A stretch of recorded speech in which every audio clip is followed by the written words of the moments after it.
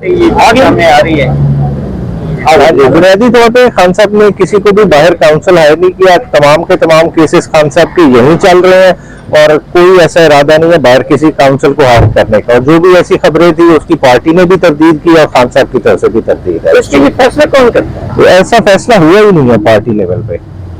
और साइफर के हवाले से जो अभी साइफर का जज साहब छुट्टी पे थे, बेल हमारी 7 तारीख को इंशाल्लाह ताला होप यही करते हैं। हमने दरखास्त जमा करा दी है चीफ साहब को कि ड्यूटी जज नॉमिनेट करें। आज होपफुली वो लेटर फेडरल लॉ मिनिस्ट्री को निकल जाएगा, जो लीगल लकूना है उसको खत्म कर दिया जाएगा और इंशाल्लाह ताला बेहतरी की उम्मीद करते हैं। आज की मुलाकात के हवाले से मुलाकात का अभी आपके सामने निकल के गए। मेरी तो बातचीत हुई, बुनियादी तौर पे कुछ खान साहब को बुक्स पहुंचानी थी वो पहुंचाई गई है और खान साहब के अभी बेटों के हवाले से इजाजत तो मिल चुकी है मगर अभी तक वो ऑर्डर कंप्लाई नहीं हुआ। तो अभी हम उसका भी सोच रहे हैं कि आगे उसका क्या करना है।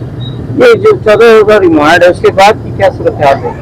14 रोजा रिमांड देखें, वो अभी तो बेल रखी है। इंशाल्लाह ताला हमारी बेल एप्लीकेशन ही उससे पहले डिसाइड हो जाएगी तो उसके बाद इंशाल्लाह ताला देखते हैं आगे चलान आता है ट्रायल की स्टेज का, वो बाद में फैसला करेंगे। डील की खबरों में देखिए डील का हमारे तो सिंपल सा है कि 90 दिन का इलेक्शन होना चाहिए। 90 दिन के अंदर जो भी पॉलिटिकल पार्टी आती है हम उसके साथ डायलॉग करेंगे और 90 दिन ही इस मुल्क को जमहूरियत के ट्रैक पे चढ़ा सकता है और इस माशी जंजाल से निकाल सकता है। अब तक की जो जेल ट्रायल अपना कोर्ट ट्रायल चल रहे हैं इस हवाले से आप मुतमईन हैं? जेल ट्रायल तो बेसिकली बुनियादी हकूक की खिलाफ वर्जी है। जेल ट्रायल तो खान साहब का हो ही नहीं सकता। खान साहब तो कन्विक्ट है ही नहीं।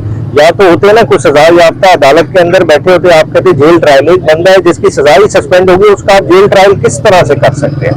ये तो बुनियादी हकूक के मुनाफी है और इंशाल्लाह ताला हमारी इसके खिलाफ जो दरखास्त है वो एक्सेप्ट होगी और ये सारी प्रोसीडिंग सेट असाइड होगी।